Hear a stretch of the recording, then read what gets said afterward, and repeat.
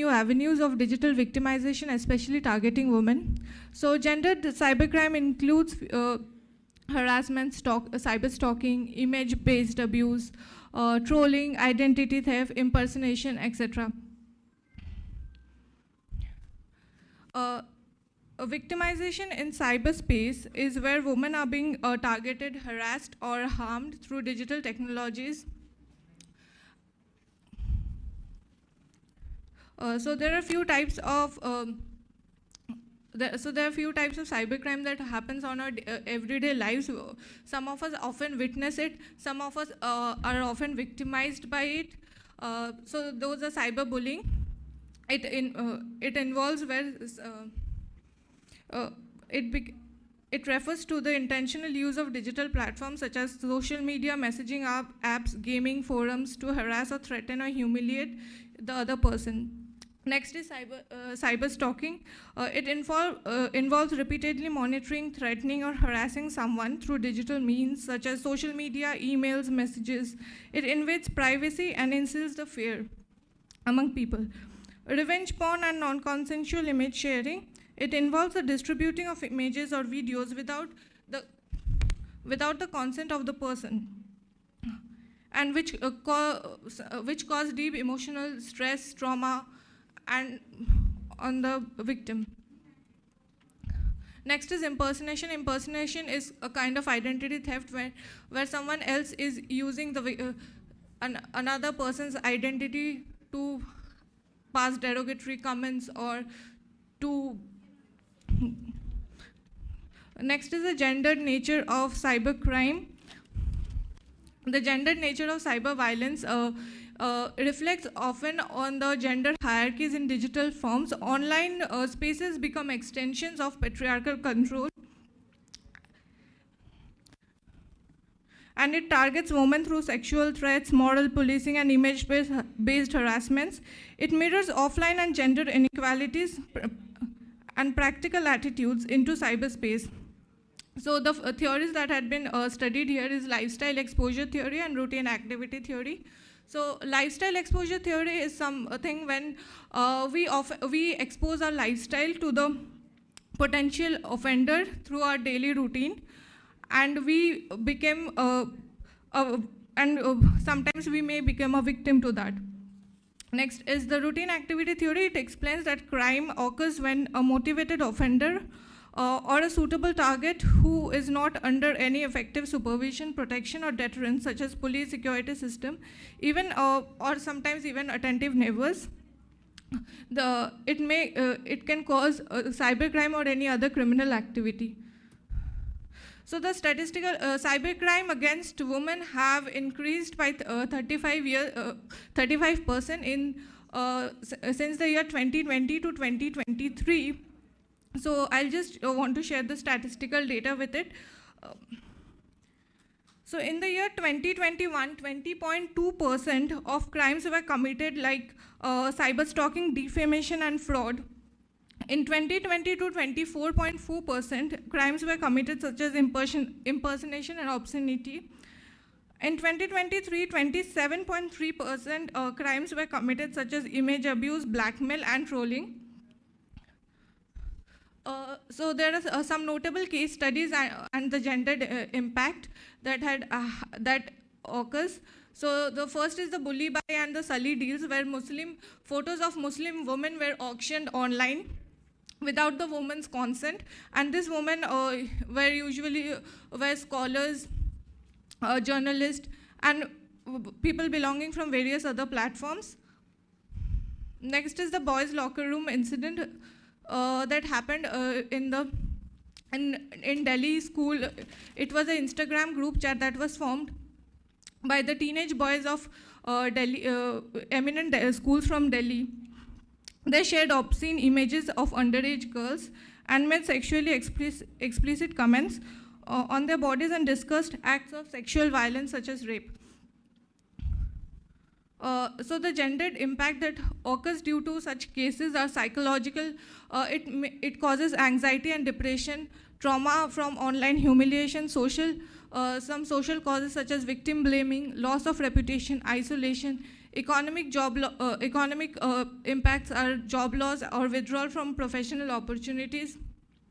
Political are silencing women voices in online activism and discourse.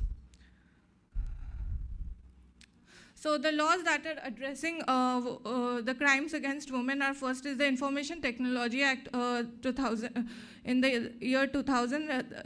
It has section 66E, that is the violation of privacy, section 67 and 67A, which prevents from publishing or transmitting obscene material.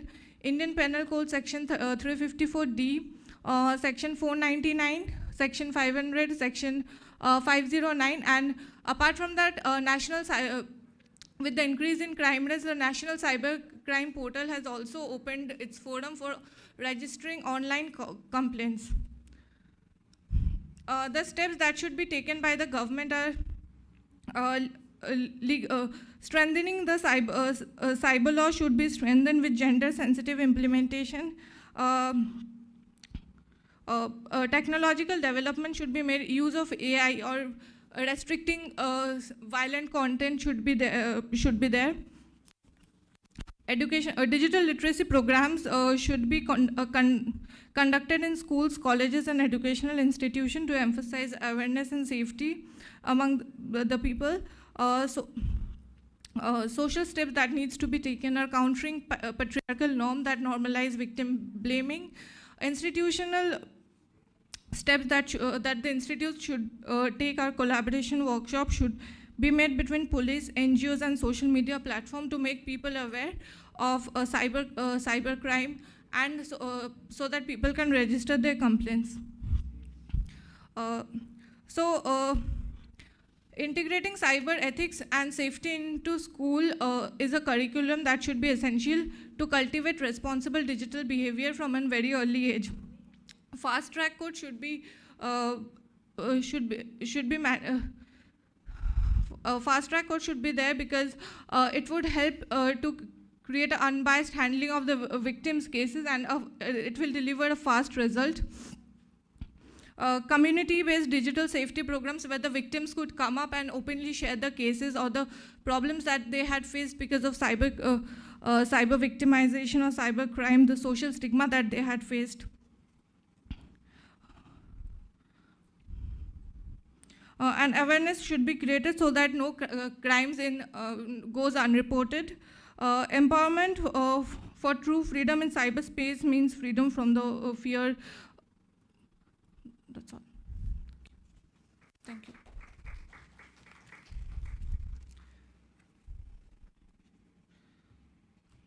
Questions?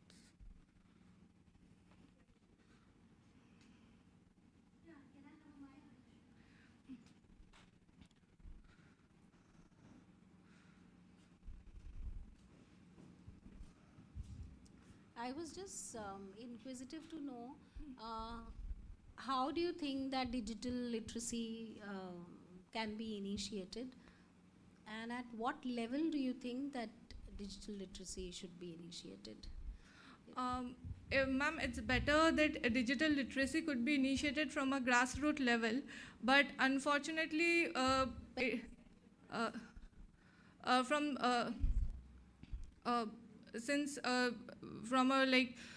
everyone should be aware of it, and in government schools also, I think that an awareness program, because mostly in private schools or in other schools, they.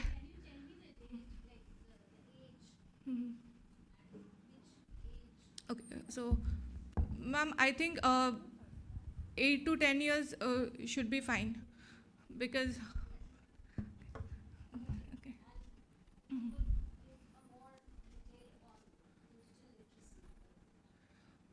Okay. Yes, ma'am. So, ma'am, digital literacy on cybercrime should be not exactly on cybercrime, but on cyber victimization, that everyone should be aware of the laws or the kind of violence that they may face online. So whenever the topic of crime comes to our head, so we never think of the social media crimes or any harassment that we face on social media. We mostly think of someone commenting on us or someone bullying us on our daily lives, but not on social media. We don't, most of us, we do not consider the crimes or the bullying or the trolling that we face on social media is a part of crime. And in many cases, it often happens that the cases go unreported with the fear of social stigma. That what will people say? Okay, thank you.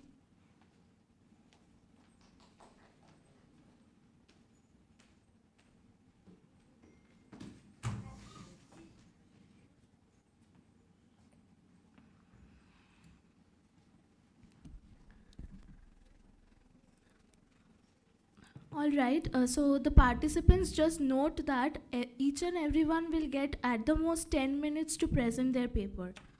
So the next participant is Rahul Shom, student of Sister Nivedita University, Kolkata. His paper is entitled as Breach of Privacy Resulting in Women's Sexual Harassment and the Role Played by It.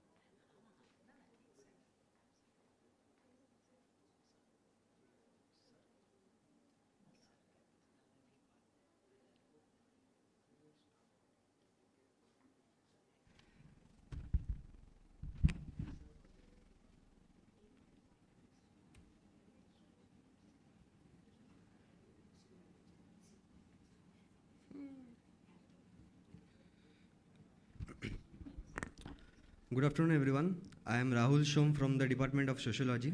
Today I will be presenting on the topic Breach of Privacy Resulting in Women's Sexual Harassment and the Role Played by It. So going on the introduction part, the digital era has made personal information more accessible than ever before. Women in particular face increasing exposure to online sexual harassment and exploitation. A single privacy breach, such as the non-consensual sharing of personal content, can lead to humiliation, victim blaming, and long-term psychological trauma. What makes this issue more alarming is the role of the dark web, where such content continues to circulate anonymously, amplifying the harm and making extremely difficult. These are my objectives.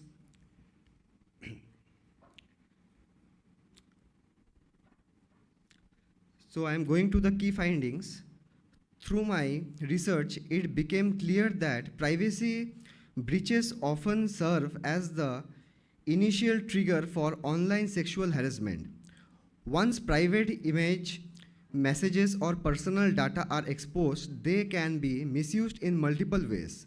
Some common forms of these online crimes include revenge porn, when intimate photos or videos are shared without consent, often by a partner to shame or control the victim. The deep fakes. These are fake videos or image creating using AI, making it look like someone is doing something they never did, often is sexually context. The cyber stalking. When someone repeatedly follows, monitors, or harasses another person online, cause fear and distress. The identity theft. When someone steals personal data or photos to create fake accounts or the victim online, these acts cause severe emotional and social harm such as anxiety, depression, loss of confidence, and isolation. Many victims also face victim blaming, which adds to their trauma and discourages them from seeking help. The dark web makes the problem worse. It allows people to share or sell private content anonymously, making it most impossible to trace or remove. Overall, the findings show that online sexual harassment is not only a digital issue but also a social issue influenced by particular attitudes that often blame women instead of punishing the offenders. Legal and policy responses. To tackle these issues, countries around the world have started creating laws and policies to protect privacy and punish online sexual crimes. In the United States, the Take It Down Act 2025 makes it a crime to share or create non-consensual intimate image or deepfakes. It also helps victims get this content removed quickly from websites by many of the devices such as Flipper Zero, which is in the international gadget. By that, they crack down and they can remove quickly from websites by the dark web. The Online Safety Act United Kingdom requires social media and online platforms to remove harmful or explicit content within 48 hours of being reported. It holds companies responsible for keeping users safe online. In India, the Information Technology IT Act 2000 and certain sections of the Indian Penal Code IPC cover cybercrimes like stalking, identity theft, and online abuse. However, these laws are still not fully gender sensitive and need to better address women's specific experiences of online harassment. Beyond laws, education and awareness are just as important. Teaching digital ethics and responsible online behavior can help prevent such crimes in the first place. Organizations like InHope and Stop NCCI or ORG also support victims by helping them report and remove non-consensual intimate contents from online spaces. Altogether, these steps show that fighting online harassment requires teamwork between governments, tech companies, and society to build a digital world that values safety, respect, and accountability. Going to the conclusion part, to conclude, a breach of privacy is not just a digital issue but a violence of dignity, safety, and personal autonomy. Online sexual harassment leaves deep emotional and social scars, demanding more than just legal action. We need a collective effort through strong laws, education, and digital ethics to create safer online space. The purpose of my research is to find out how women's private photos, messages, or information being shared without permission can lead to online harassment, shame, and emotional harm. It also looks at how society and law respond to these situations.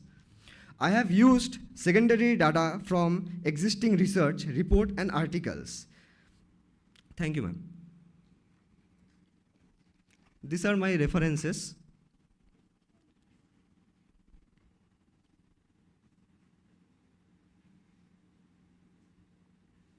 Thank you, ma'am.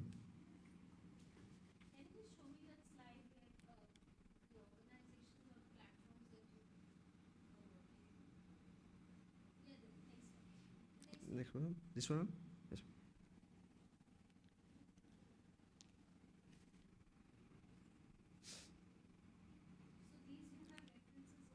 Yes, ma'am.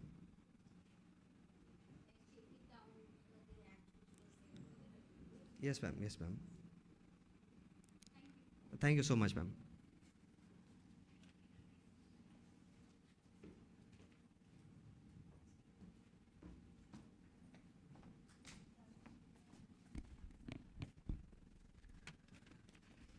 Alright, so next we have Priyam Chatterjee, student of Sister Nivedita University, Kolkata. And his paper has been titled as From Ektara to Ecology, Baul Music as a Medium for Communicating Sustainable Living Practices.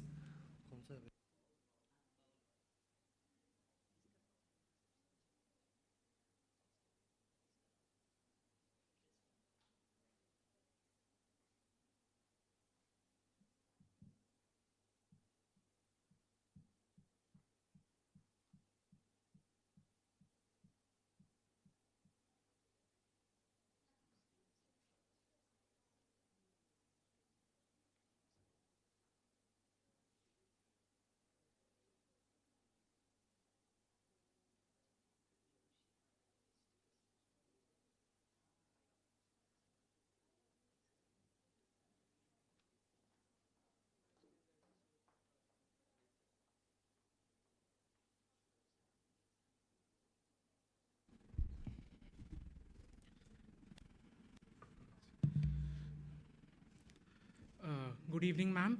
My topic for today is From Iktara to Ecology, Baul Music as a Medium for Communicating Sustainable Living Practices.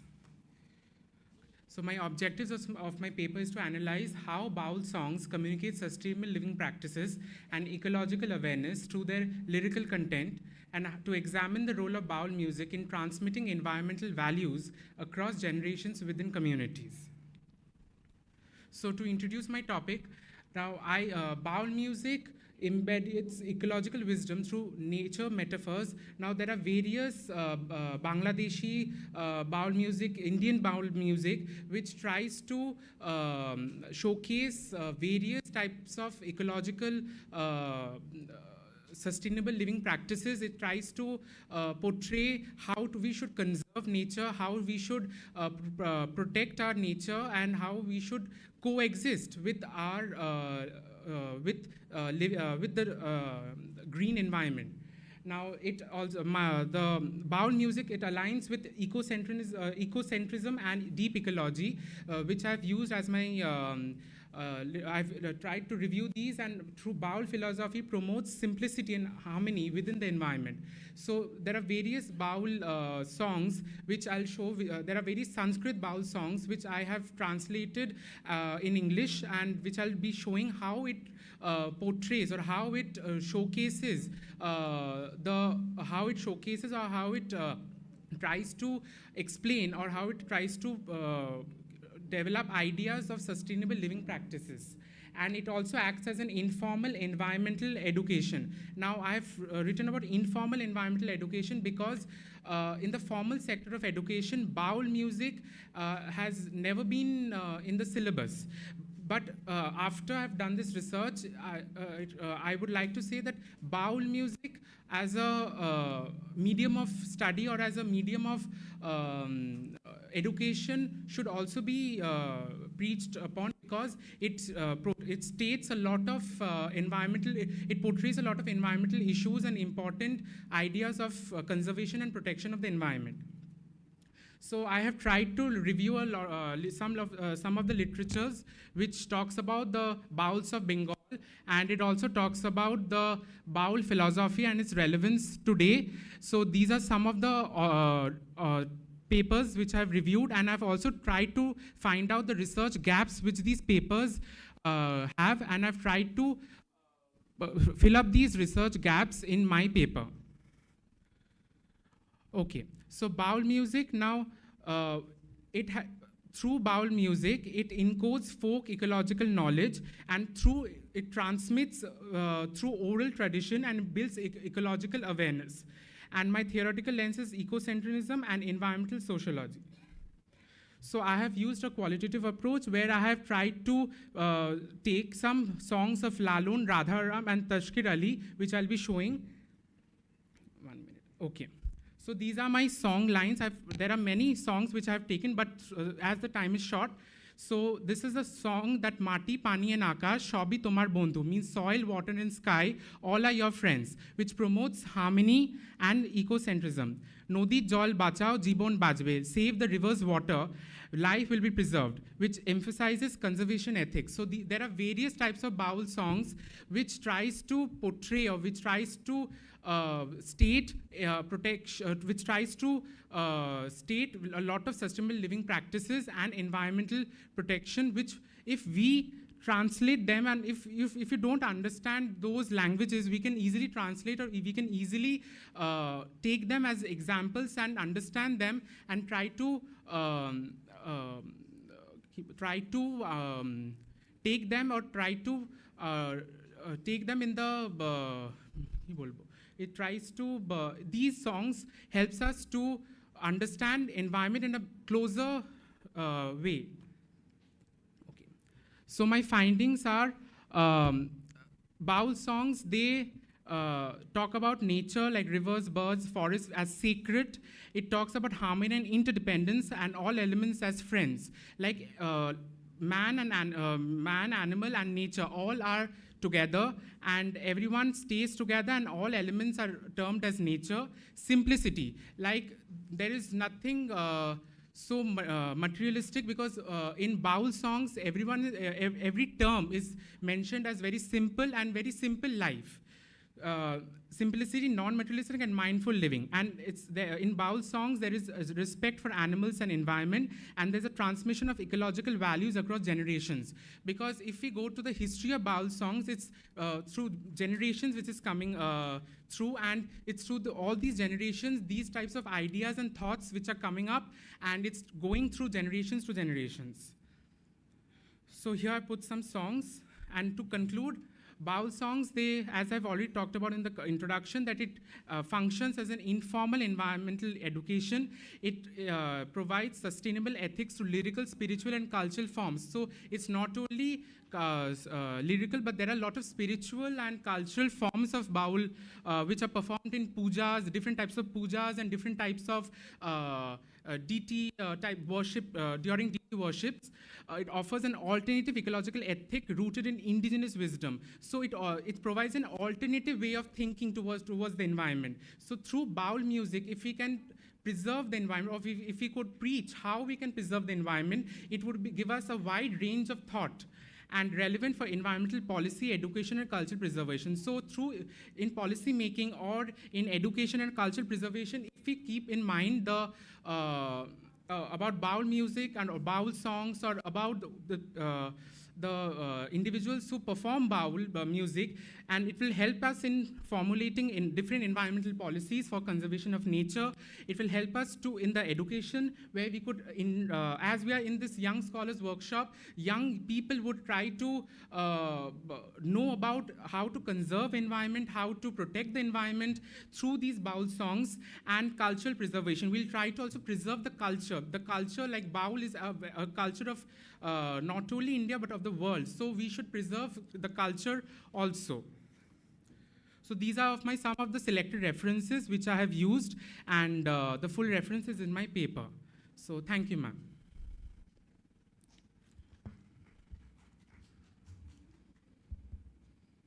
You have concentrated on which states or of your own country regarding this So it's mainly Sustainability. songs of Bangladesh and Bengal, and songs of songs which have been made before partition. Because when Bengal was before it was divided, so before that, Tashkir Ali and others which have talked about, Lalon and others. So these were the songs which was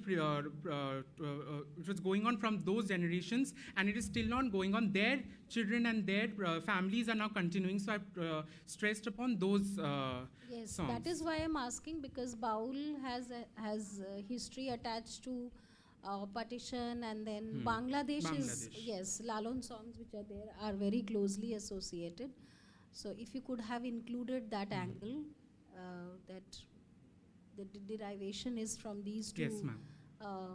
countries or states, would have been much better. But a very good topic to choose to. Yeah, thank you. Thank you, ma'am.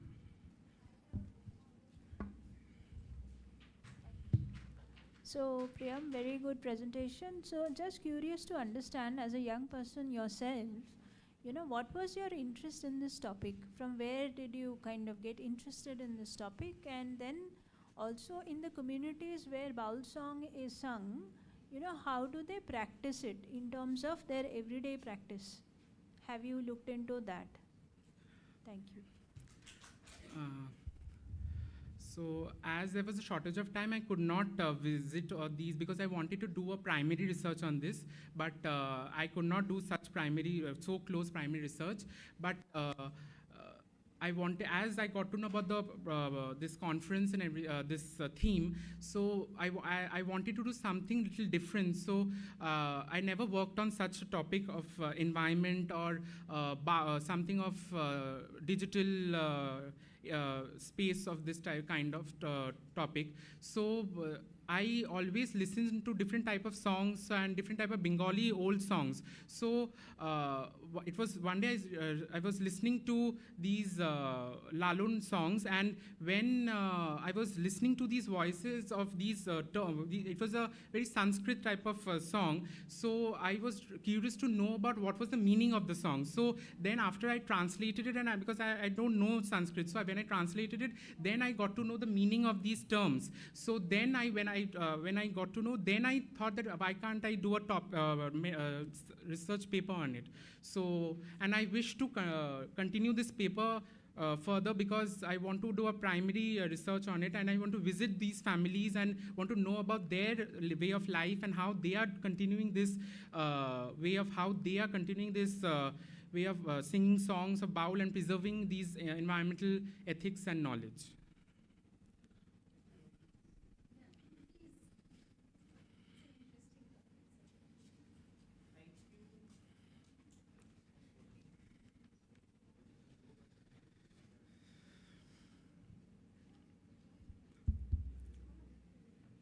Hello. Yeah. Thank you, Priyam, and it was a great honor listening to you. In fact, this is the topic when I was, seeing the list in the seminar list. This is the topic which interested me most, and I think you did a very good job about it. And I would like to say that you should continue this topic for your further research, isn't it, Manoj? And I think that you can also include the gender angle, along with this whole environmental question, that would add to the, the richness of the paper. And Baul has, a various degree of androgyny to it. So the economic aspect, the ecological aspect of it, along with the gender question, I think would add to the whole flavor of the paper. Thank you. Thank you, sir.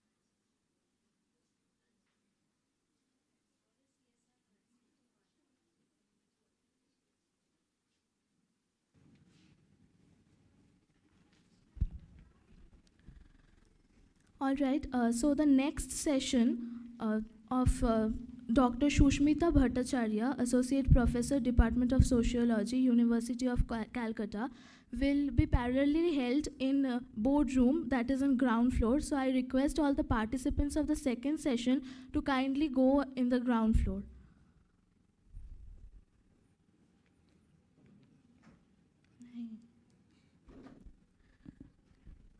So the next participant for this session is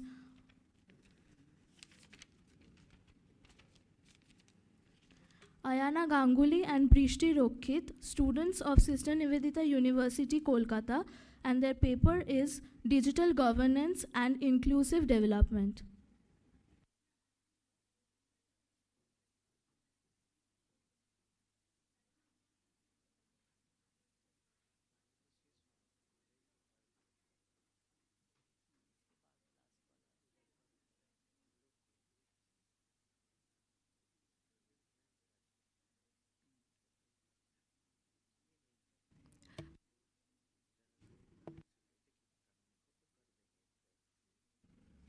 Good evening to one and all present here. Today, I, Ayana Ganguly, and Brikshi Rakshit, my co-representative, will be talking about digital labor and care economics. We are from the Department of Sociology, and before we start, we would like to mention that we are also from UG1. So this is our first ever college paper that we're representing. So we both apologize for our shortcomings, if there are any, during this presentation. And yes, let's start.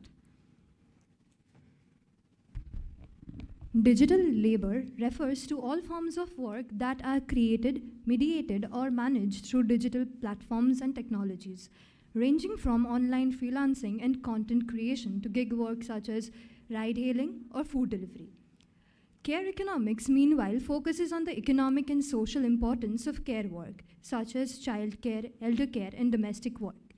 When examined together, digital labor and care economics reveal how digitalization both transforms and also reproduces existing inequalities in work, particularly in gendered and informal sectors.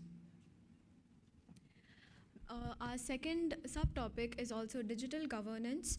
Digital governance refers to the integration of digital technologies into governmental processes to enhance transparency, accountability, and efficiency in public administration. It enables citizens to access services online and participate in decision making. Inclusive development, in turn, emphasizes equitable access to opportunities, resources, and benefits for all sections of society, especially marginalized and disadvantaged groups. When combined, digital governance becomes a key enabler of inclusive development by bridging gaps in access to education, healthcare, and financial services. Effect of digital labor and care economics. Digital labor refers to work organized through digital platforms like online tasks, gig work, etc., while care economics studies unpaid or low-paid works involving care for people, children, elderly, etc. Together, they have many effects on workers, society, and economies. This can help those who need to combine work with other responsibilities like study or family. Care providers can sometimes use digital tools to organize schedules, reach clients, or coordinate help more efficiently. Now for the effects of digital governance and inclusive development. Both of these together represent a transformative vision of how technology can be harnessed to promote equitable and participatory growth. Digital governance refers to the integration of digital technologies into governmental processes, like I said, to enhance transparency, accountability, and efficiency in public administration. It enables citizens to access services online, participate in decision making, and holds institutions accountable. Relevance of digital governance and inclusive development with sociology. Sociology plays a critical role in understanding and evaluating how digital governance and inclusive government affect real people, real communities, and ensuring social justice. When all these three worlds meet, as in when digital governance is implemented with focus on inclusive development, the sociologists help by evaluating whether the marginalized communities can properly access and benefit the digital schemes being launched, study how the inequalities affect the adaptation of digital technologies and schemes, and then, as mentioned, they advocate for policies that breach the digital divide and promote equitable accesses. Now for the relevance of digital labor and care economics with sociology. Both the mentioned above terms defy traditional definitions of work and force a rethinking of social value, justice, and community. For example, women who enter the digital workspace only through virtual counseling opportunities, freelance jobs, or content creating opportunities may still face wage gaps and undervaluation. That is where sociology comes in and aims to change and understand the cause of the wage gap and undervaluation even in the digital workspace. Sociology studies how digital labor reforms social class structures, generates latest and modern labor markets, and if digital labor can increase or decrease inequalities. How digital labor and care economics reshape gender division. Let me restart more precisely what reshaping might mean. Shifting what tasks are done by whom, changing valuation, reconfiguring labor, time, and space. Altering power and relation and inequality. The hypothesis then suggests that in some context, digital labor plus care economics can mitigate traditional gender division by creating new opportunities, flexible arrangements, and visibility. Now, how far does reshaping go and what the limits of reshaping are? Number one, limits or reproductions of inequality. Normative expectations persist. Gendered cultural norms about women being caregivers, responsible for domestic space, emotional labor, etc., are deeply rooted. Digital mediation does not erase these. For example, in domestic digital housekeeping, energy feedback, men may take up the more technical or decision-making components while women continue with day-to-day routines. Access and digital divides. Women commonly face constraints of time, access to digital infrastructure, skills, connectivity. Lower income women often have fewer devices, less stable internet. This restricts their ability to engage in higher paying digital work or to benefit from digital mediation. Also, care responsibility limits hours. These gaps reinforce inequalities. Valuation and compensation issues. Even where care work becomes paid or platformatized, it often remains undervalued. Low wages, lack of benefits, lack of security, lack of recognition of emotional labor. Next, temporal and labor load pressures. Flexible or remote digital work allows integration with care labor, but also increases fragmentation of work time, interruptions, stress. Lastly, platform operational model matters.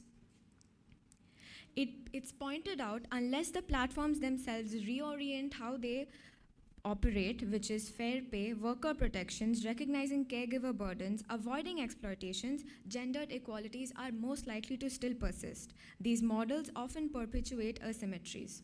Changing and reshapings observed are, firstly, new form of care work marketplaces. Platforms that mediate domestic and care services are expanding. These create new employment opportunities. This could shift some care labor from unpaid within the household to paid services, which may change who does care and how is it structured. Environmental technologies prompting behavioral shifts. Next, energy feedback monitoring apps create awareness, potentially shifting who monitors consumption or who is responsible for resource management. Flexibility and remote possibility. Women with care responsibilities may benefit from being able to choose remote or flexible digital work or platform work that allows work from home, set hours, etc. This can allow better balancing of roles. However, as noted, trade-offs are real. And lastly, increased visibility. Digital tools, platforms, and apps make some care work and environmental interaction more visible. Digital parenting, online platforms, linking care workers to clients, energy monitoring, environmental data, and etc.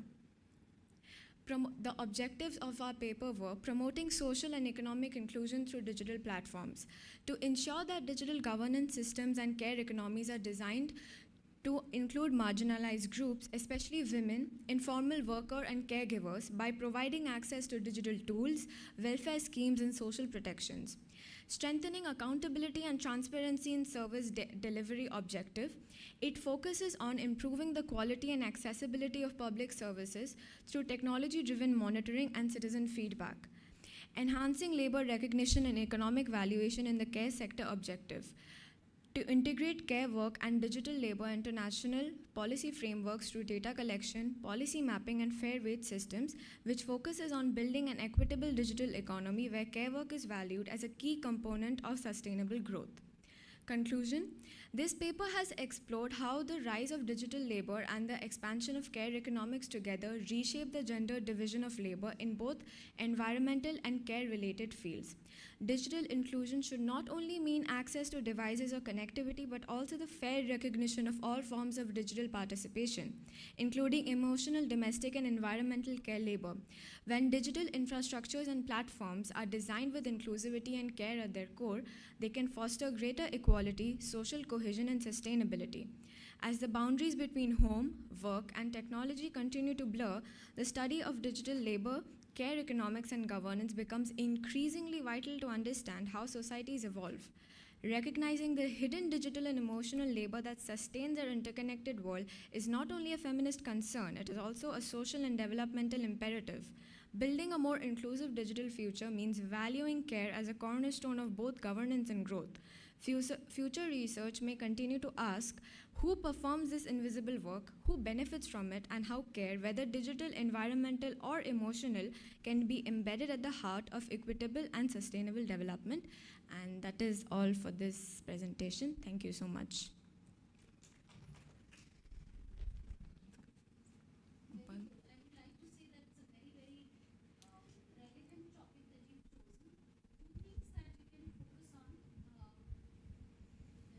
Of course, when we are talking, I think I'm quite loud. When we are talking of the digital platform and when you spoke about more of transparency in digital governance, I think data privacy is something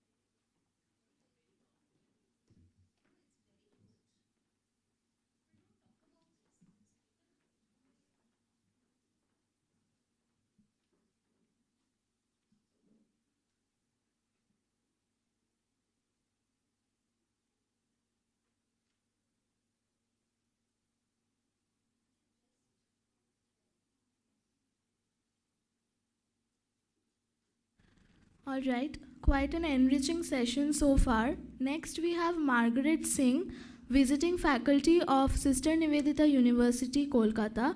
Her paper has been entitled as Exploring the Orao Food Culture in the Age of Techno-Science.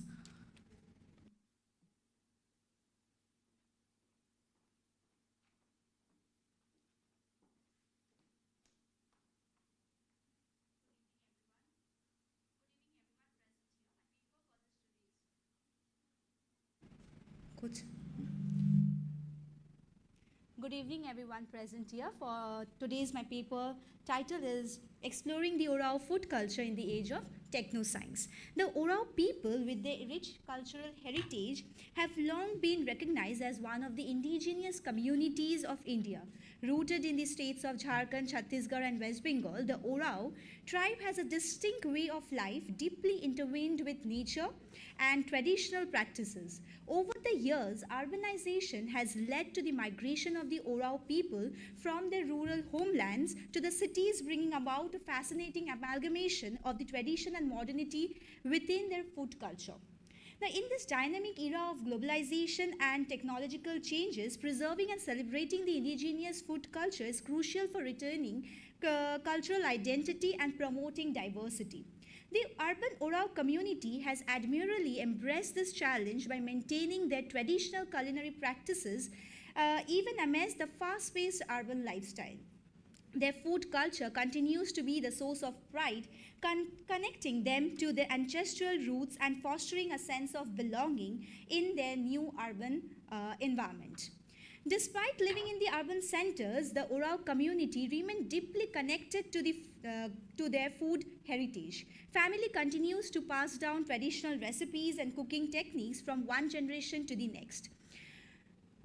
Ensuring the preservation of the food identity.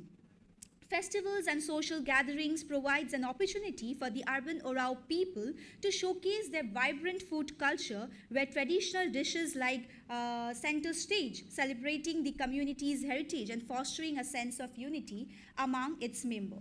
In the recent years, the urban Orao food culture has gained attention from the food enthusiast and researcher alike, appreciating its unique flavors, nutritional value, and sustainable practices. Efforts has been made to promote and create awareness about the Orao cuisine, including the establishment of restaurant and food festival dedicated to showcasing the vibrant food culture. The research problem aims to investigate and document the Orao food culture in Kolkata, focusing on the socio-cultural aspect surrounding the food practices.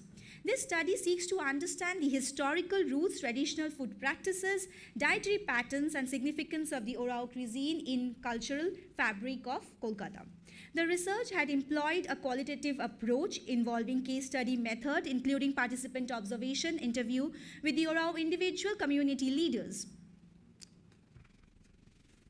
The study is divided into two parts. The first, the cultural overview of the Orao tribe, and the second is the urban Orao food culture embracing the tradition into the modern world. Now, while discussing about the cultural overview of the Orao starts from the migration of the people. The migration, Orao has one of the largest tribal communities, and they were the Dravidian tribes. Oraos are said to be settled in Chotapakpur region centuries ago. They are also known as the Kuruk tribe. Traditionally, Orao depends on the forest for the livelihood. During the British rule, many Orao migrated for the work.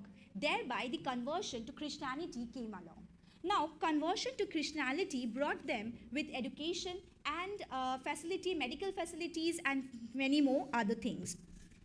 One of the respondents, Neha Beg, said that although we have converted to Christianity, we are still Orao. She also said that the social cultural features of the Orao, including the language, lineage, festival, drinking haria, food, songs, and dances, are their important identity markers. She adds that we, Catholic Christian Orao, perform the Karam songs without changing the meaning of the songs in the churches. So we have some common social cultural features which help define our identity despite many changes in our life. Coming to the haria, haria is a popular drink, that is the rice beer, if I say. So haria is considered to be one of the auspicious things because leaving that they cannot perform any of the rituals. So one such experience that I did in churches, one of the marriage ceremony, that just Haria are illegal in Kolkata, and in church premises Haria are not allowed to be used. Therefore they are using a puffing machine.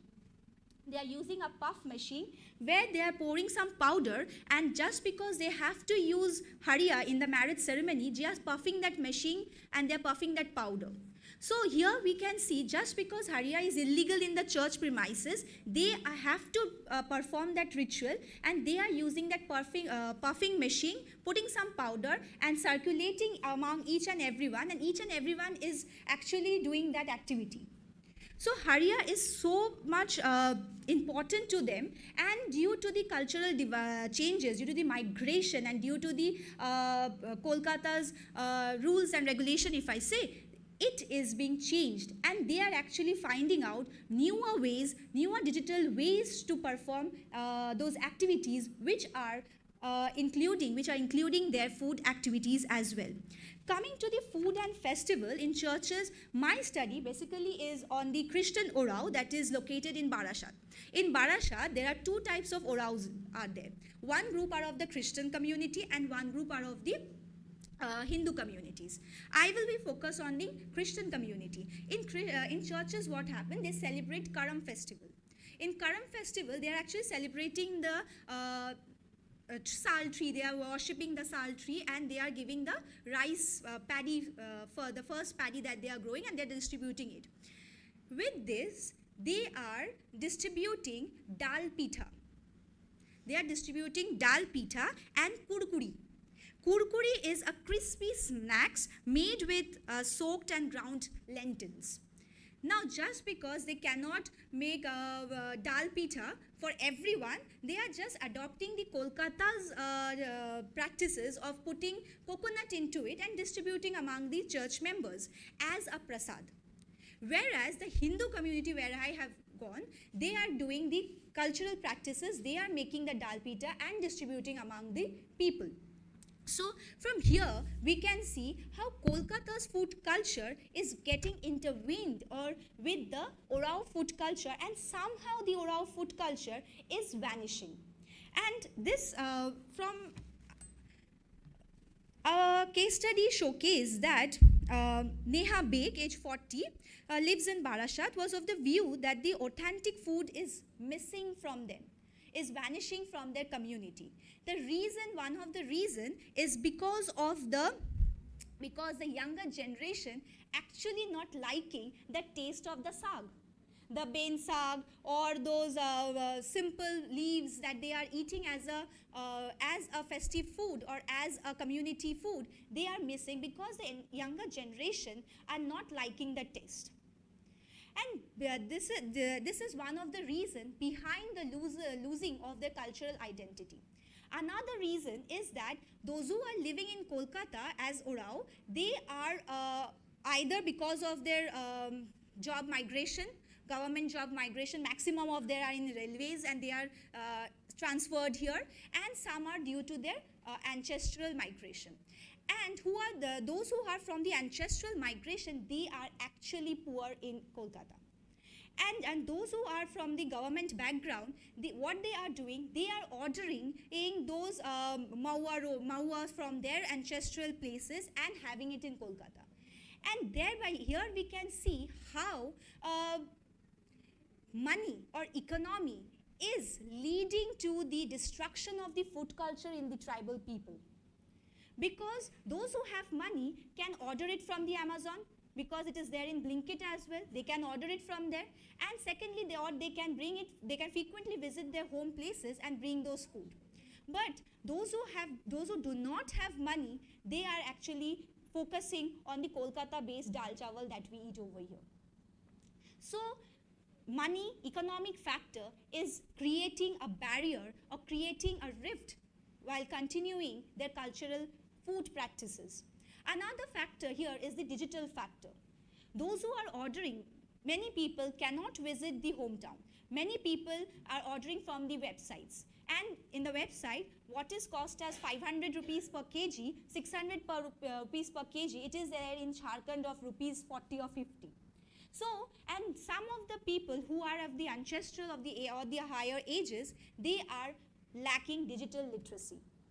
They are lacking that there is no certain digital literacy of how to order online and have it in their hometown in Kolkata.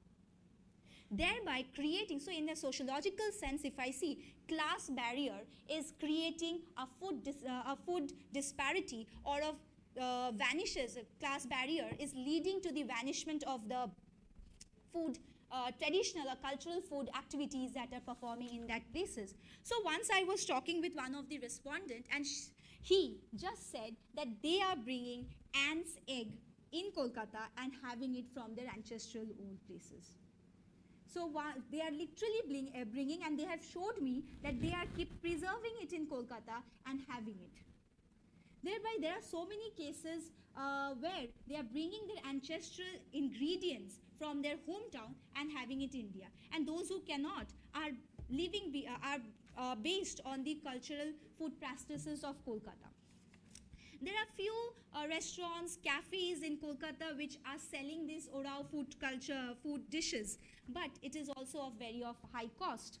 And this is also creating a barrier between the people, between the tribal people of accessing or maintaining their regular food culture. So there is another case study which shows that in Kolkata we have Poila Boishak. In Poila Boishak, sweets are distributed to whoever visits their shop. In shops, they are distributing sweets when it is a Poila Boishak. So one of the Orao have shop in Kolkata, and during Poila Boishak, due to his social class barrier, due to his economic problem, he is actually distributing laddus instead of the traditional food item, that is dambu. So hereby we can see there is a fusion between the cultural food practices. There is a fusion between the Kolkata food and the Orao food due to the class barrier, due to the economic problem, due to the digital problem that is being happen among the tribe. Thank you.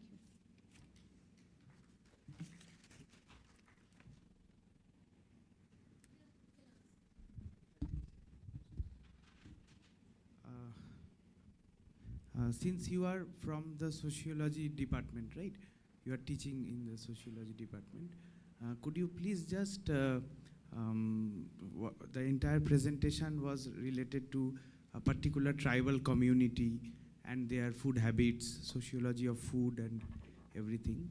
So could you just please just support the entire thing which you presented with any one or two sociological theories, or some any Indian thinker's framework, theoretical framework, anyone can. So this one, if I say the shopkeeper who has shop in Kolkata, if I attach D.P. Mukherjee's theory of tradition, dilemma between tradition and modernity. Okay. Yes. Okay, here D.P. Mukherjee was telling that tradition wants to maintain the tradition, but due to modernity, due to the changes, he or she is losing the actual cultural identity. Again, here I can present Srinivas' concept of westernization. Due to westernization, due to urbanization, what is happening? The parents, the Orao parents who are living, and because the younger generation are losing the taste of the actual Orao food. Ethnic, so what yes. is happening? They are making Mawa momos, Mawa egg roll, which is actually suiting the taste. Thereby we can see there's a fusion going on. There's a westernization concept coming in, and thereby changing is taking place, and they are actually losing the actual traditional cultural food practices. And just to add on to it, just one more thing. In any way is N.K. Bose's study of the tribes, that is the Hindu method of tribal absorption, is it anyway relevant with this work? Hindu methods of Tribal absorption, N.K. Bose. If I want to apply, then I Yes. can apply from my perspective, is that yes, Hindus are actually adopting it. If I talk about the Hindu Oraos who are practicing the Sarul festival, Karam festival, what is happening in the locality, the Hindus are actually giving the chadas to the Orao people to celebrate that festival in their para. When the chada is collected from the normal Hindu people, they are also Hindu, sorry to say, they are non-tribal communities. communities. So the non-tribal, yes, sorry. Non-tribal people actually giving money to sell them as chada to celebrate the Sarul festival or the Karam festival. And the Hindus are actually coming to have those dal pitha, kurkuri, ben sag, then damru, duska, so many other. I have actually went to Ranchi to taste the authentic food because I had a connection, because I'm a Catholic, so I can connect some of the Catholic oraos, and I went to Ranchi to have their actual food. They offered me these food, and these food, the people who are making this food, okay, there are restaurants as well, and the people who are making, the chefs, are actually non-tribal people. So there is a connection according to me, and if I do an elaborate study, then I can make a lot of it. Thank you. Hello, Margaret. Thank you. It was a very good presentation. So I just wanted to ask, would you like to complicate this a bit further? Because the community that you're talking about, they stay in Kolkata, right? Yes. So in that sense, they're a diasporic community, and culture is always evolving, right? So can we think in a more dialectical manner, like Baba has already spoken about hybridity in diasporic communities. So would you like to refer to, the post-colonial literature and look into that as well? Yes, I want to look into it, but till today I have not looked into it. Sorry for that. I would love to take your advice and further exceed my study. Thank you.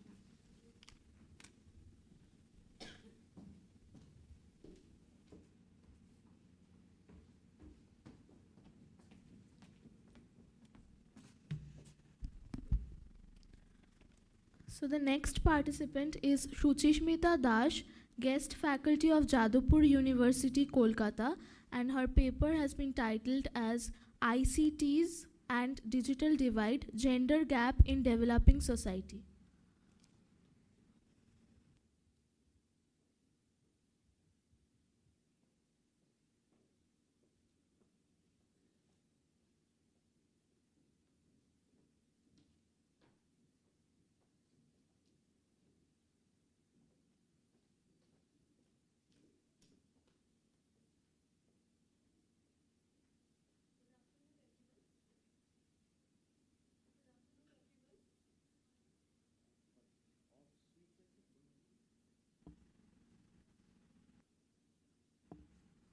Yeah, thank you.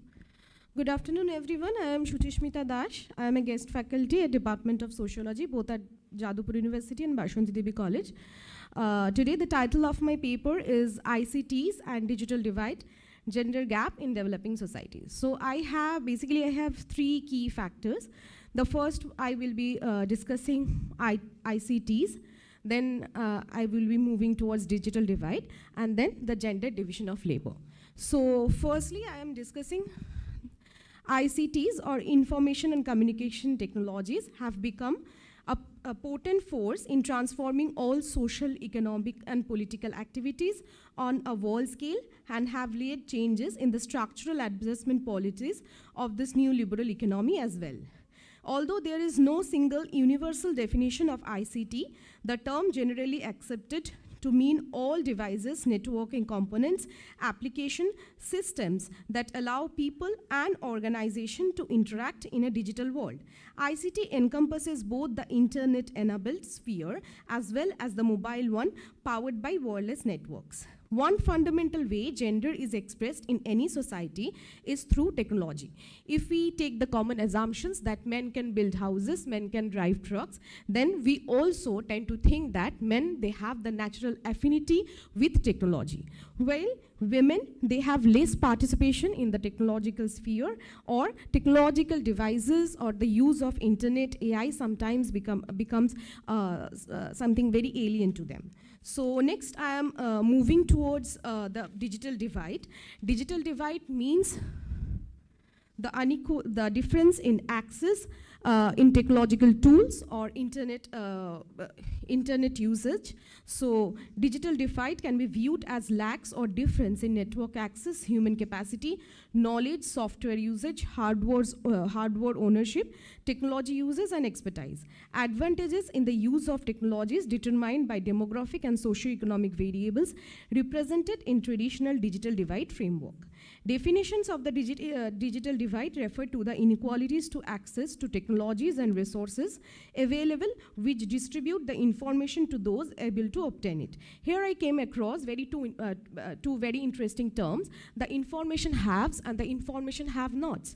Like, for example, who can use technology and technological tools, who have the internet access, they now have the information about the world and any information. So they are, it is a term used by Atwell that the information haves and the information have-nots.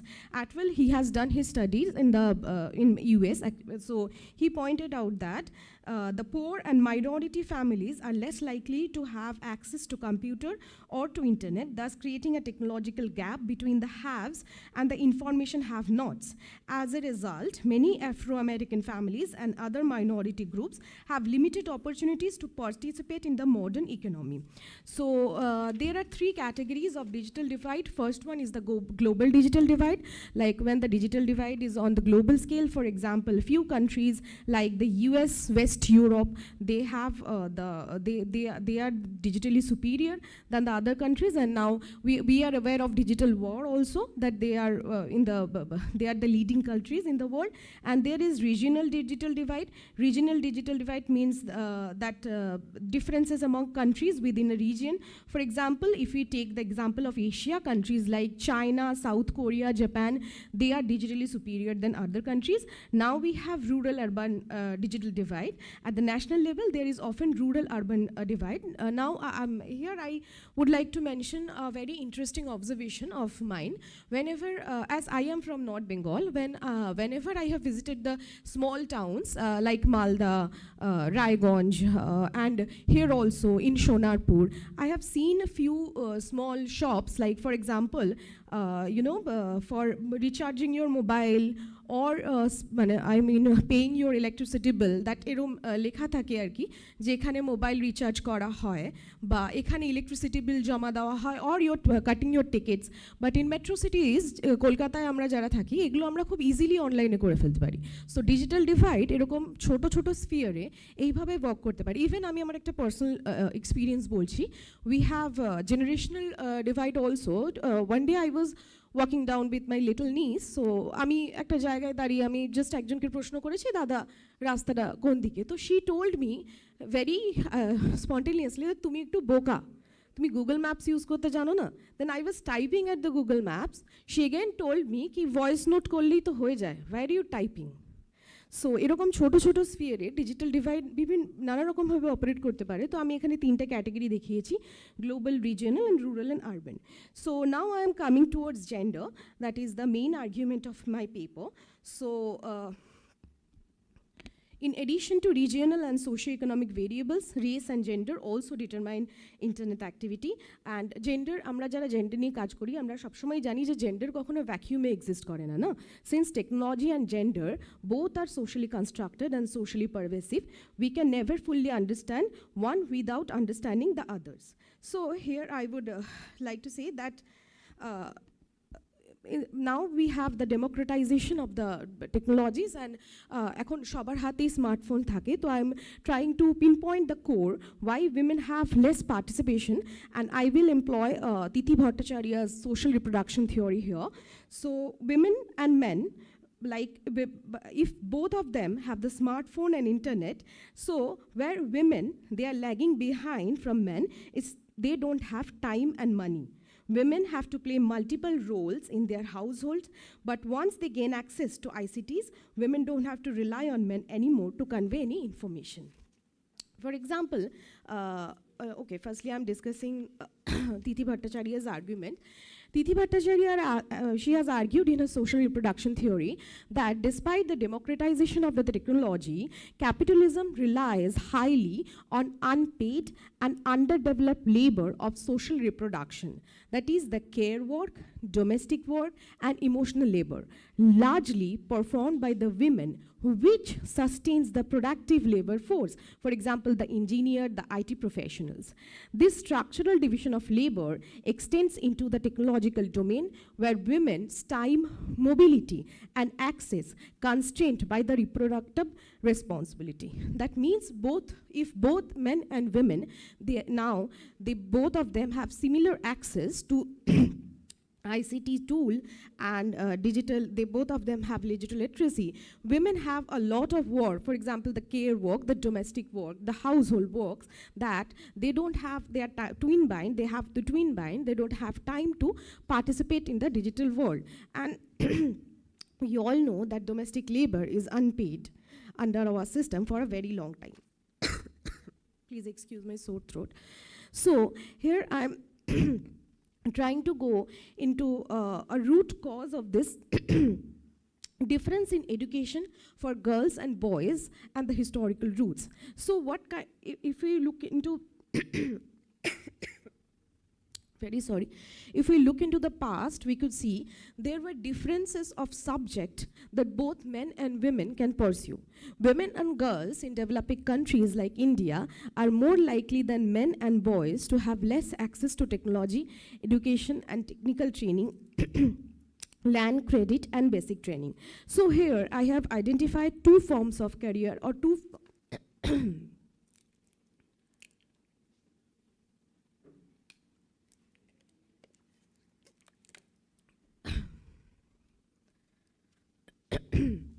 so here I will be talking about two forms of labor, the productive labor and the reproductive labor.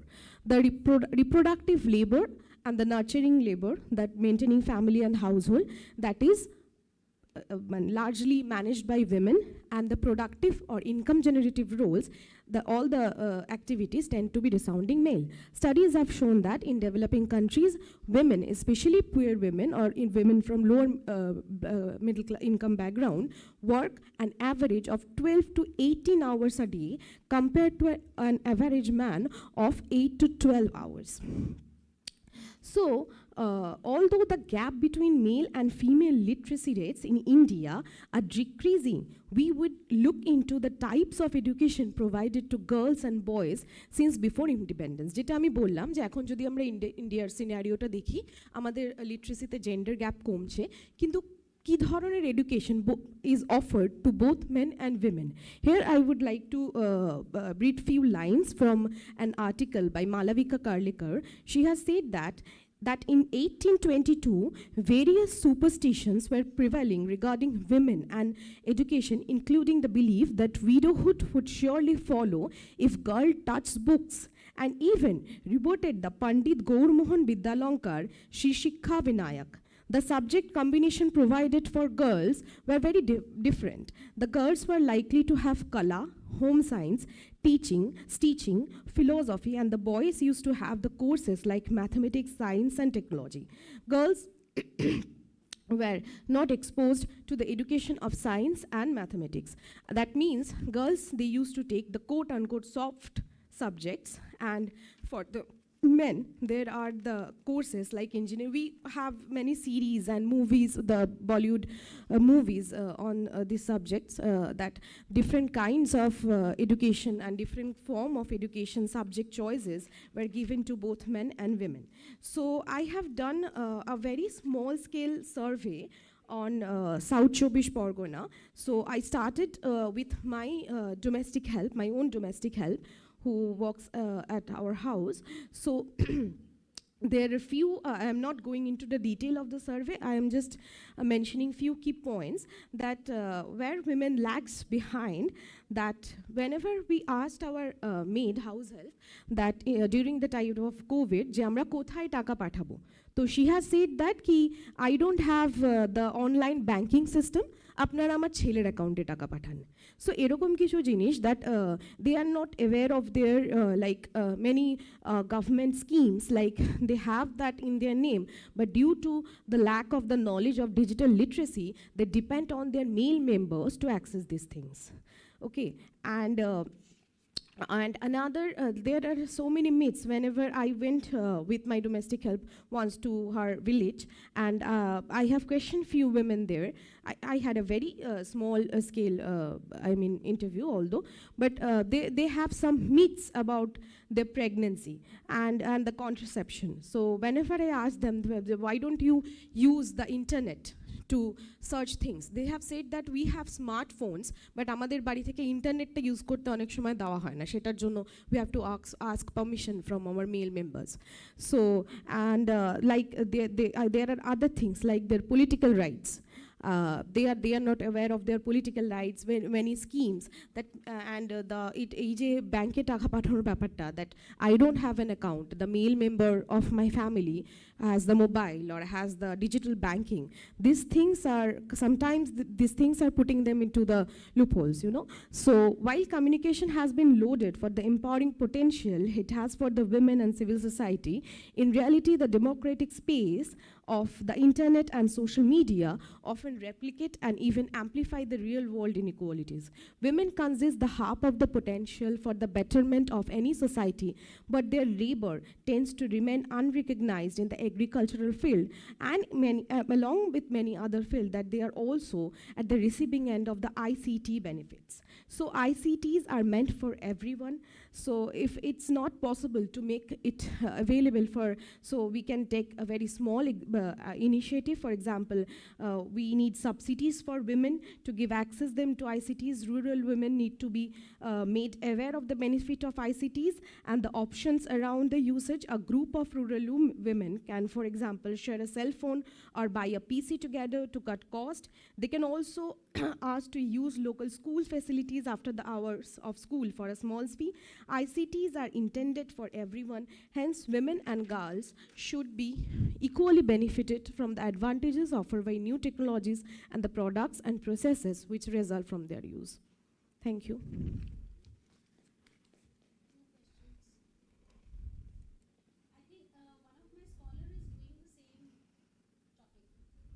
Okay.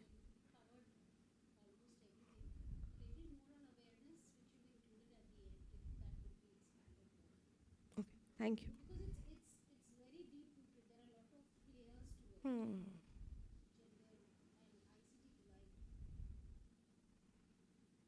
Okay, thank you.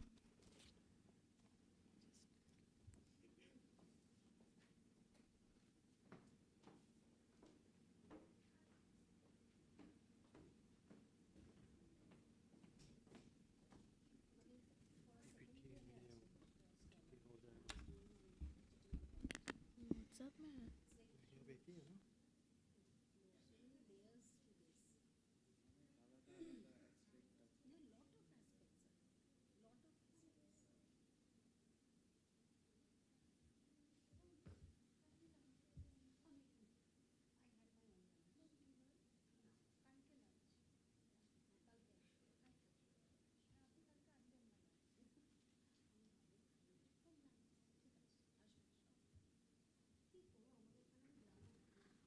The last participant for this session is Pallavi Banerjee from SACT1, Department of Sociology, Shampur Siddheshwari Mahavidyalaya, University of Calcutta. Her paper is titled as The Digital Divide Among the Genders and Environmental Data Access.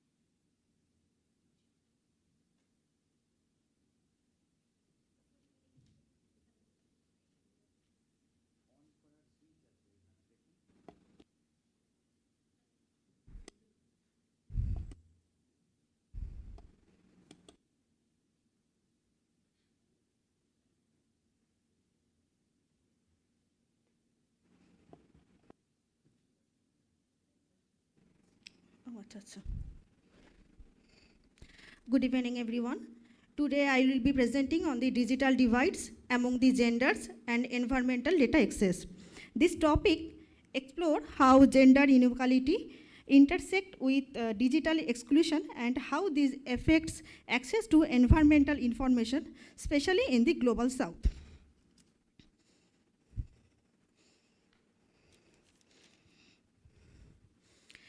In recent decades, we have witnessed a digital revolution. Technology now shapes every part of our lives: education, work, health, and communication. But not everyone benefits equally. The term digital divide refers to the gap between those who have access to technology and who don't. Among all the factors like income, geography, or age, gender remains one of the most persistent divides. Women, especially in developing countries, are often denied access to ICTs, the very tools that can empower them economically, socially, and politically.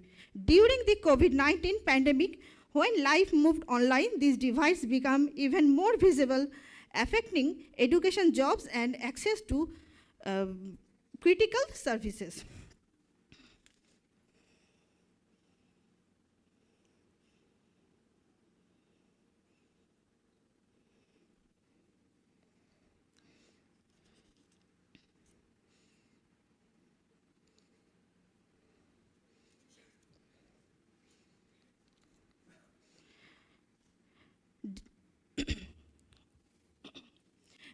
Despite rapid progress in ICTs, digital inequality persists.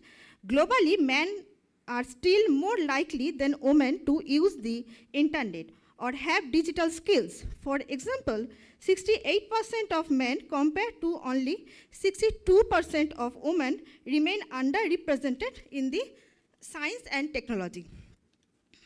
Only about 8% of people in the software industry are women. In developing countries, cultural stereotypes like technology is for boys make things worse. This results in lower digital literacy among girls and limits their careers opportunities. So the digital divide reinforces existing gender inequality, creating a cycle of exclusion.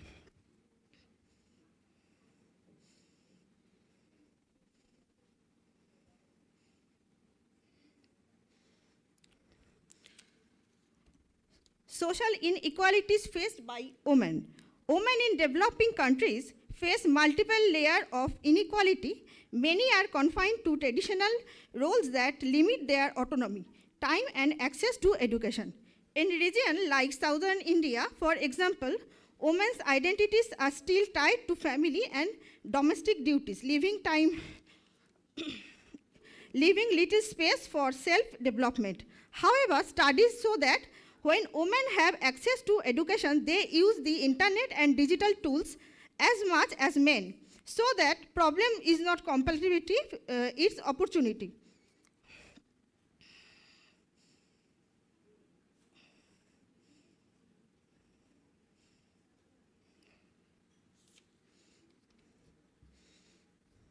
Let's talk about the barriers that limit women's access to ICTs in developing countries.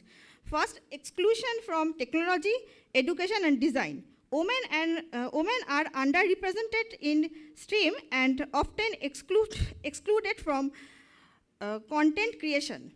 Second, limit free time. Women bear a heavier share of household responsibilities, leaving little time to learn or use technology.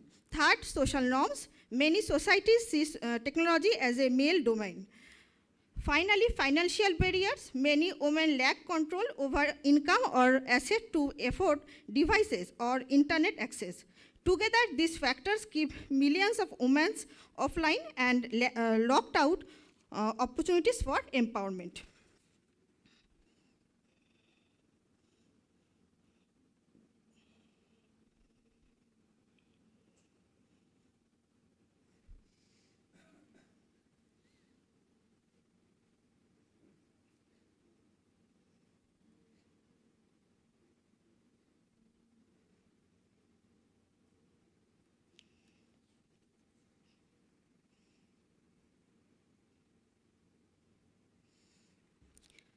In South Asia, this gap reaches 27% points, one of the widest globally.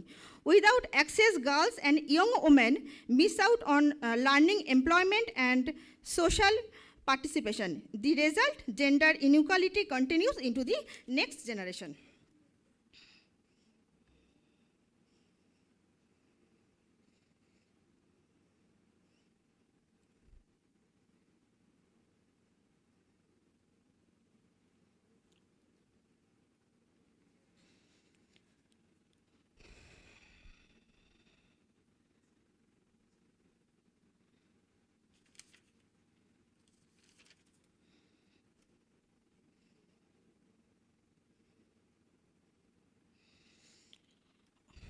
Conclusion, to conclude, bridging the digital gender divide is not just about providing internet access. It requires a deeper transformation, tracking social norms, economic inequalities, and education systems. Governments must adopt gender-sensitive ICTs politics and promote women-centric training programs. Most importantly, women must be seen not as passive recipients, but as active creators of digital knowledge. Only when women and gender diverse people have equal access to digital tools and environmental data can we achieve true sustainability and justice. Thank you.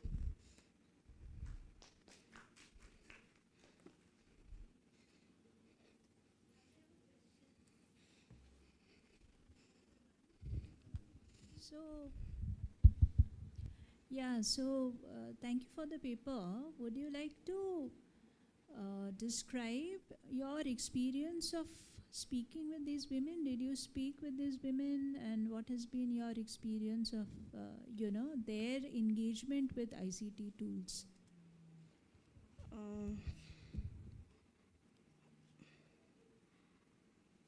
Madam আরেকবার একটু বলুন, ঠিক বুঝতে পারলাম না প্রশ্নটা। হ্যাঁ, আমি যেটা জিজ্ঞেস করতে চাইছি যে আপনি তো মহিলাদের সঙ্গে কাজ করেছেন, হ্যাঁ, তো তারা কিভাবে এই আইসিটি টুলস নিয়ে কাজ করছেন বা তাদের এক্সপিরিয়েন্স কি, সেইটা আপনি কি দেখলেন, এবং মানে আপনার অভিজ্ঞতায় আপনি কিভাবে সেটাকে অনুধাবন করলেন যে মহিলারা কিভাবে তাদের প্রাত্যহিক জীবনে এই আইসিটি টুলসগুলোকে ব্যবহার করছে এবং তাদের এই বিষয়ে কি ধারণা? ম্যাডাম, আইসিটি টুলস হিসাবে মেয়েরা যেটাকে প্রথমে না, সেটা হচ্ছে ইন্টারনেটটাকে ব্যবহার করা, সেটা হচ্ছে যে কোনো সোশ্যাল মিডিয়াতে সে এনগেজ থাকা। কিন্তু এর বাইরেও যে আইসিটির যে প্রয়োজনীয়তা আছে বা যেগুলো দরকার আমাদের মানে ডেলি লাইফে, সেইগুলোতে তারা মানে অ্যাওয়ারনেসের থেকেও তাদের মানে বাড়ি থেকে যে একটা মেল থাকে যে না, ব্যবহার করার আগে, ইন্টারনেট ব্যবহার করার আগে আমাদেরকে জেনে কাজটা করতে হয় যে আমি ব্যবহার করব কি না, সেইগুলো থাকছে। এছাড়াও আমরা যখন ইন্টারনেট ব্যাংকিং করছি, ম্যাডাম এখনও পর্যন্ত বহু মহিলারা আছে যাদের কাছে কোনো ইন্টারনেটের ব্যাংকিং সম্পর্কে তারা এখনও জানেই না কোনো কিছু। ম্যাডাম এইটুকু পর্যন্ত জানতে পেরেছি আমি। ঠিক আছে, ঠিক আছে, thank you ma'am.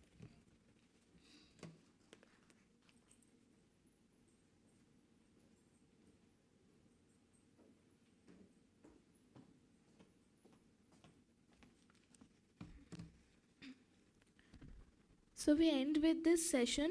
We have a short high tea break behind the seminar hall, and next we have the cultural program which will be starting from 6 p.m. onwards.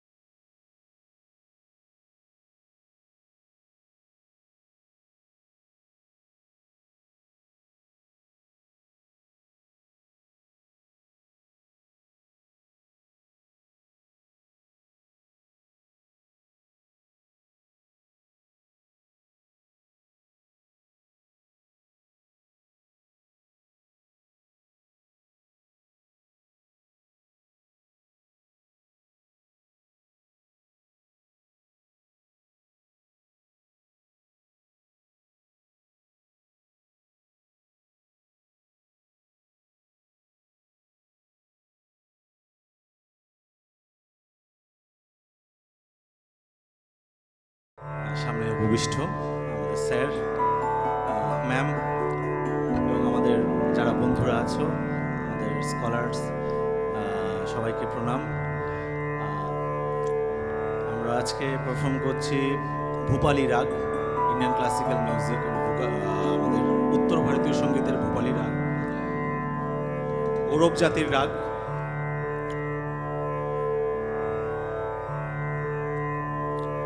बंदिशटा होच्छे पर करो मोरे नैया भवर में निस दिन सुमरत तुम्ही को मन में, गहरिए नदिया नाव पुरानी, भव सागर में उदाहरण तुम ही हो, टेरत तुम ही को तरिए छन में, पर करो मोरे नैया भवर में। এটা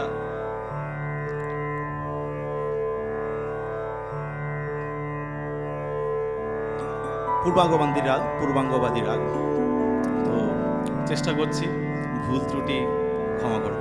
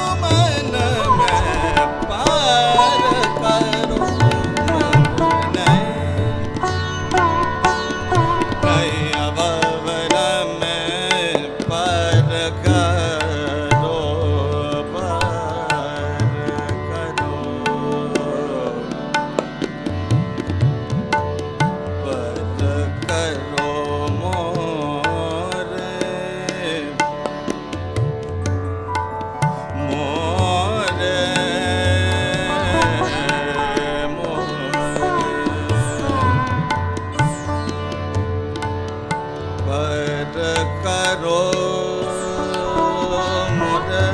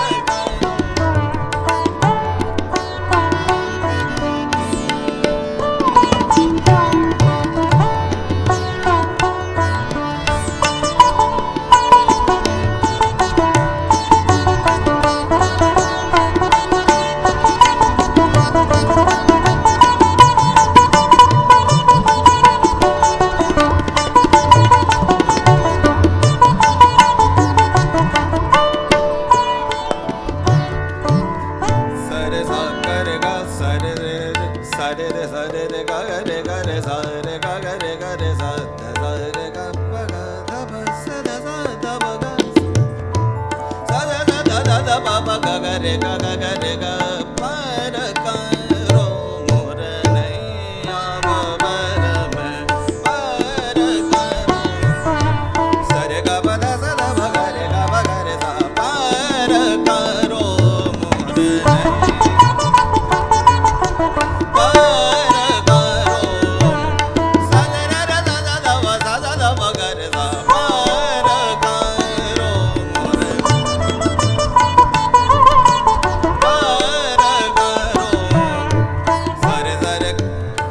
re sa re ga pa ga re sa re ga pa pa ra ga pa da sa sa da da da da da da da da da da da da pa pa ga ga re ga re ga re ga pa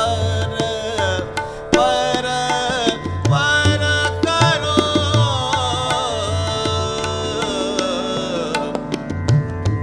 da sa re ga pa ga re sa re ga pa da sa da pa ga pa da sa re ga re sa da re sa da pa ga re sa naiya pa par mein par karo mor naiya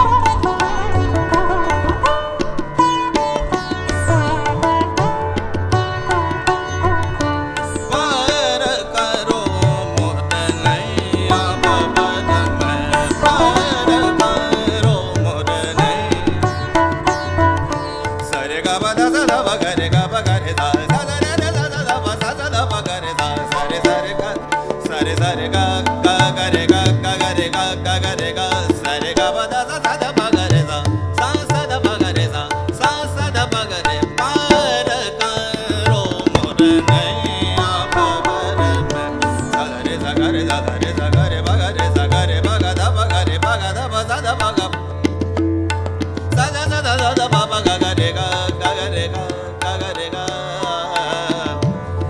par karo mor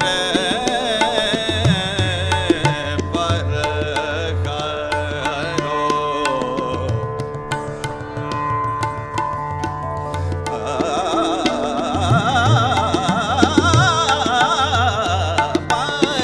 karo mor naiya pa par mein par karo mor naiya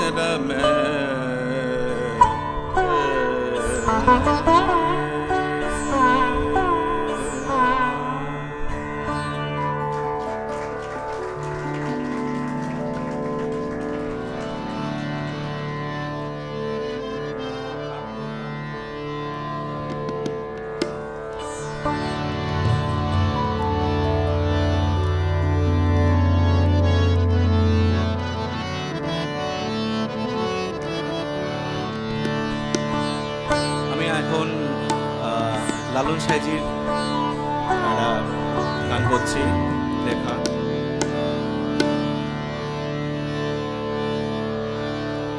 সত্য কাজে কেউ নয় রাজি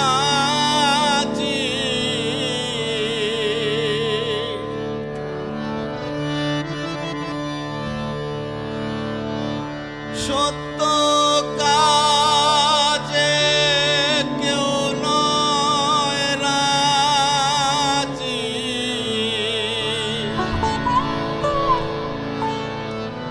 সবই দেখি তা না না না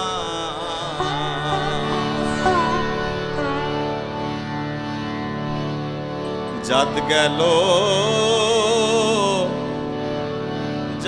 গেল বলে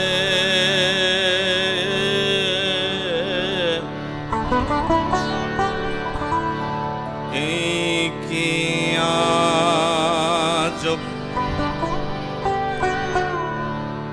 কারখানা।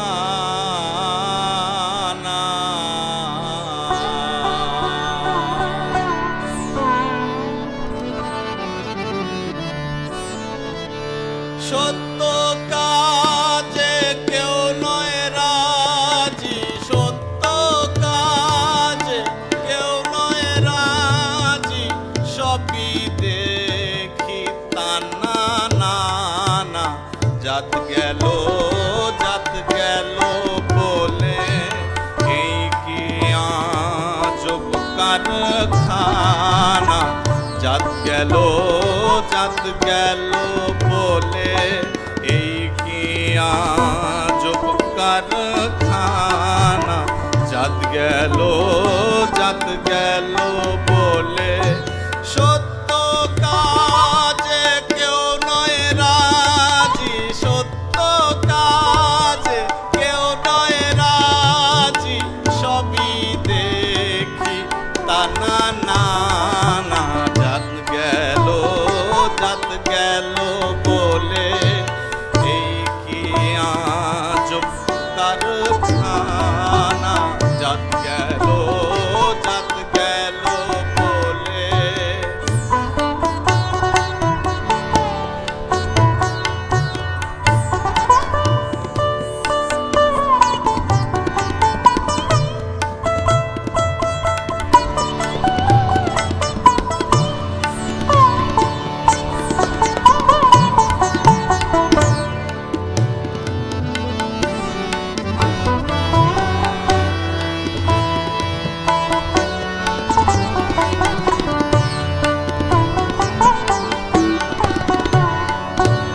আসবার কালে কি যাচ্ছিলে এসে তুমি কি জাত নিলে।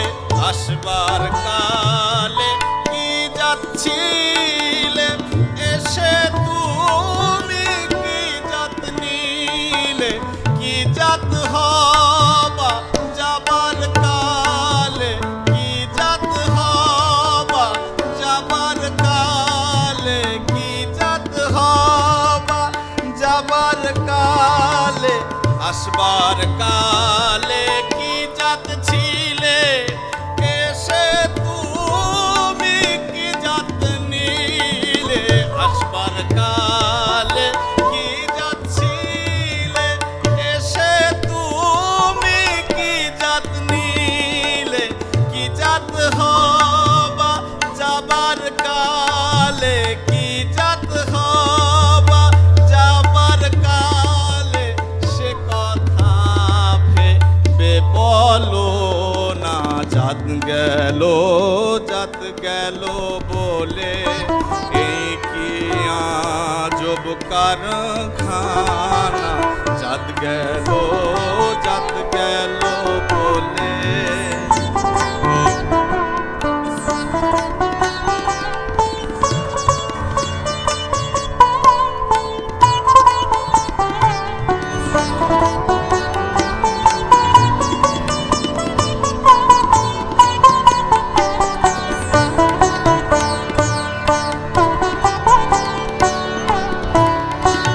ব্রাহ্মণ চণ্ডাল চামার মুচি এক জলে সব হয়ে গো সূচি। ব্রাহ্মণ চণ্ডাল চামার মুচি এক জলে সব হয়ে গো সূচি। দেখে শুনে হয় না রুচি, দেখে শুনে হয় না রুচি।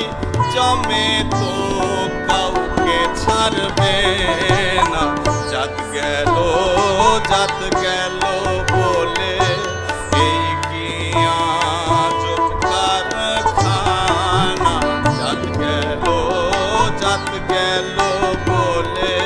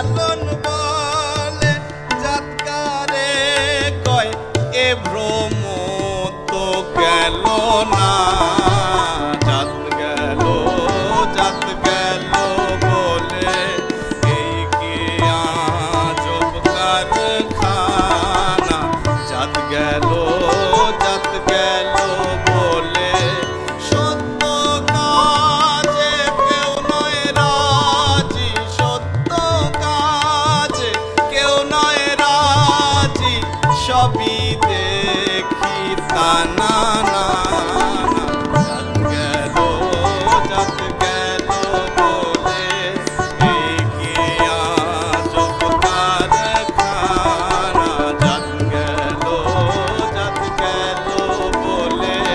জাত গেল বলে জাত গেল বলে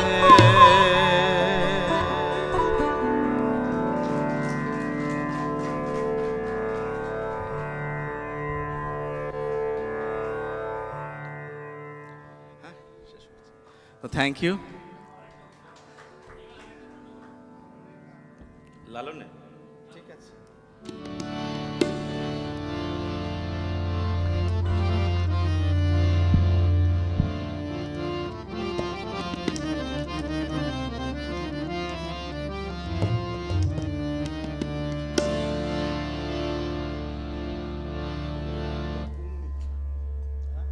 হ্যালো চিক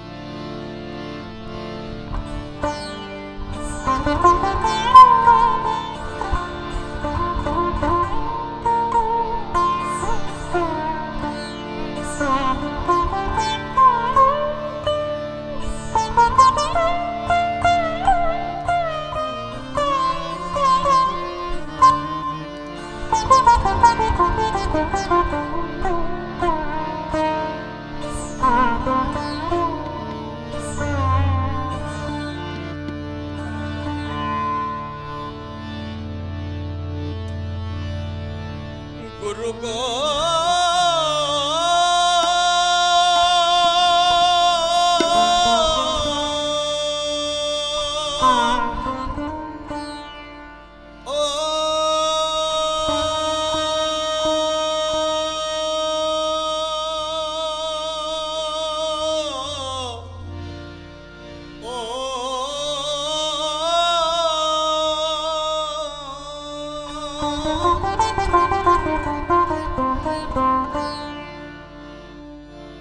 विधिर पर शास्त्रों का नाम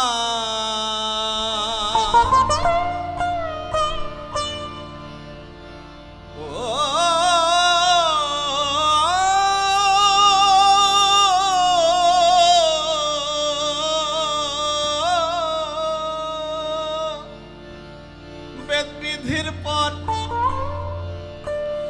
शास्त्रों का नाम आरे का नाम नामा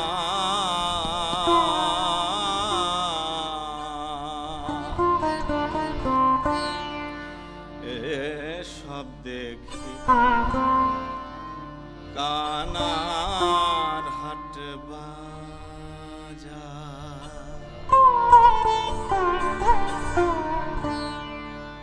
এসব দেখি কানার হাট বাজার এসব দেখি কানার হাট বাজার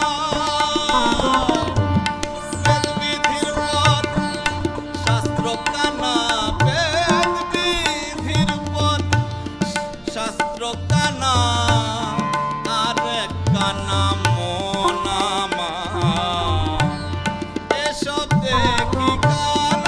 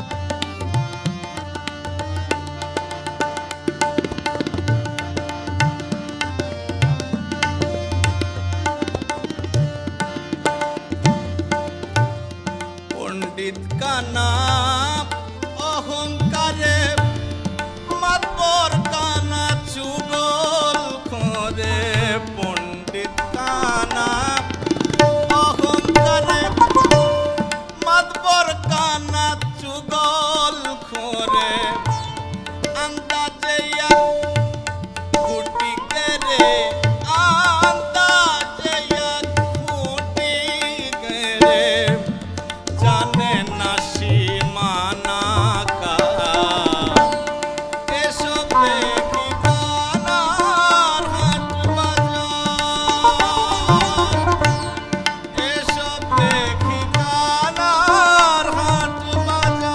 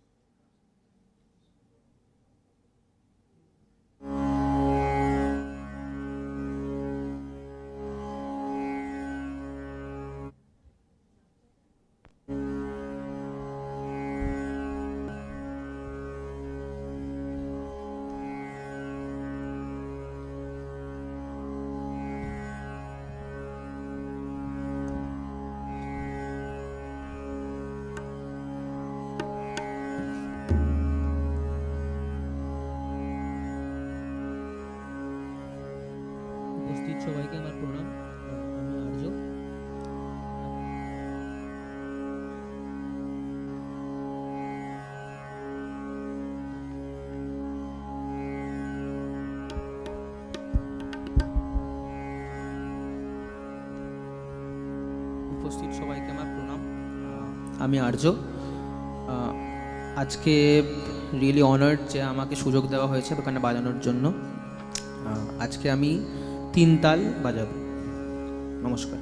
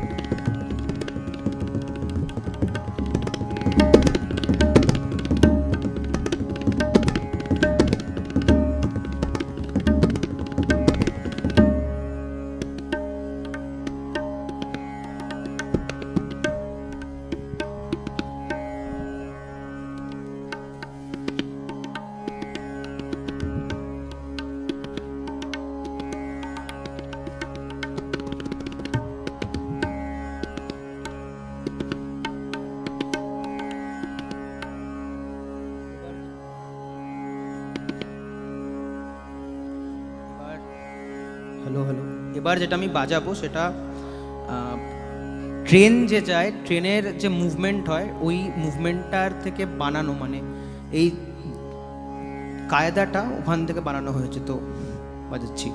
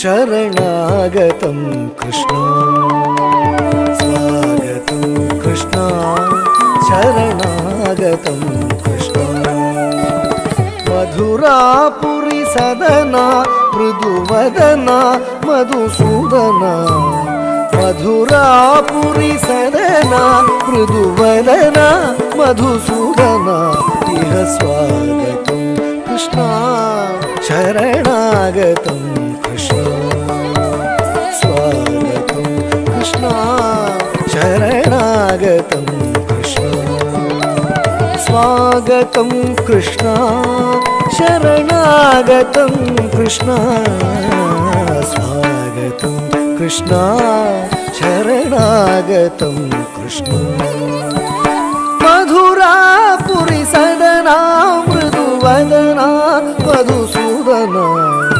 मधुरापुरी सदना मृदुवदना मधुसूदना इह स्वागतं कृष्ण शरणागतं कृष्ण कृष्ण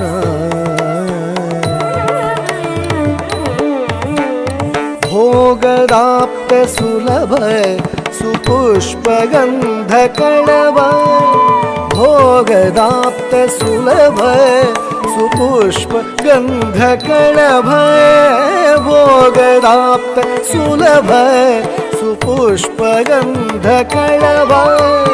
भोगदाप्त सुलभ सुपुष्पगन्धकणभ कस्तूरी तिलक महिम मम कान्त नंद गोपकन्द कस्तूरी तिलक महिम मम कान्त नंद गोपकन्द कस्तूरी तिलक महिम मम कान्त नंद गोपकन्द स्वागतं कृष्ण शरणागतं कृष्ण मधुरापुरी सदना मृदुवदना मधुसूदना इह स्वागतं कृष्ण शरणागतं कृष्ण